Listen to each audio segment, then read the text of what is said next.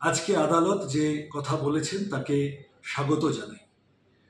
এই double engine সরকার আমাদের রাজ্যে চালু হওয়ার পর থেকে যে মানুষগুলোর ভোটে জিতলো দুদিন আগে বিজেপি, তাদের উদ্যোগেই রেলওয়ে প্ল্যাটফর্মগুলোতে বা সংলগ্ন অঞ্চলগুলোতে হকার হতে পারে, ছোট্ট গুমটি ঝুপড়ি নিয়ে দোকান বাজার করছে সেই মানুষ হতে পারে, বা রেলের জমিতে আশেপাশে থাকছে সাময়িকভাবে সেই মানুষ হতে পারে, বা ব্যবসা করছে, তাদের উপর যে অবর্ণনীয় অসহনীয় অত্যাচার নেমে এসেছিল, অসংবেদনশীল অমানবিকভাবে প্রায় কোনো নোটিশ ছাড়া লাঠিচার্জ করে বুলডোজার দিয়ে তাদের ঘর বাড়ি দোকান সব ভেঙে দেওয়া হচ্ছিল, এটা কোনোভাবেই সভ্য সমাজে মেনে নেওয়া যেত না।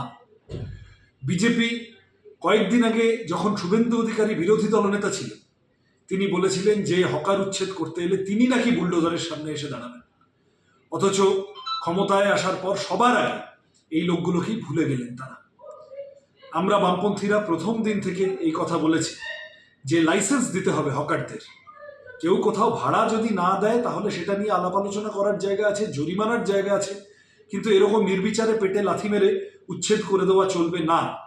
একান্ত যদি কোথাও উচ্ছেদের জায়গা থাকে, প্রয়োজন থাকে, তাহলে বিকল্প পুনর্বাসন ব্যবস্থা এই মানুষগুলোর সাথে আলোচনা করেই ঠিক করতে হবে। এটাই যে কোনো সভ্য স্বাভাবিক দেশের নিয়ম।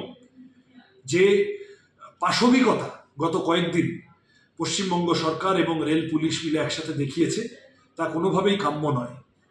আজ আদালতে বিকাশ রঞ্জন ভট্টাচার্য, শামীম আহমেদ, ফিরদৌস শামীমরা যে সওয়াল করেছেন, এবং বাইরের রাস্তায় প্রত্যেক দিন বামপন্থীরা, সিআইটিউ বা অন্য বিভিন্ন ধরনের মানুষ তারা যেভাবে লড়াই করে চলেছেন হকারদের জন্য বা সামগ্রিকভাবে গরিব খেটে খাওয়া মানুষের অধিকার রক্ষার জন্য, আজকের আদালতের রায় আমাদের কথা যে ভুল ছিল না, আমাদের কথার যথার্থই প্রমাণ করলো।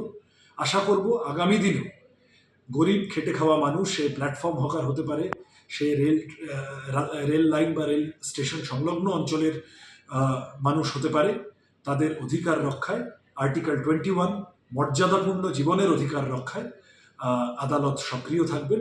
আশা করব আগামী দিনেও এই মানুষগুলোর পেটে লাথি পড়া থেকে বিরত রাখতে সরকারকে, বিজেপি সরকারকে আদালত গুরুত্বপূর্ণ ভূমিকা পালন করবেন।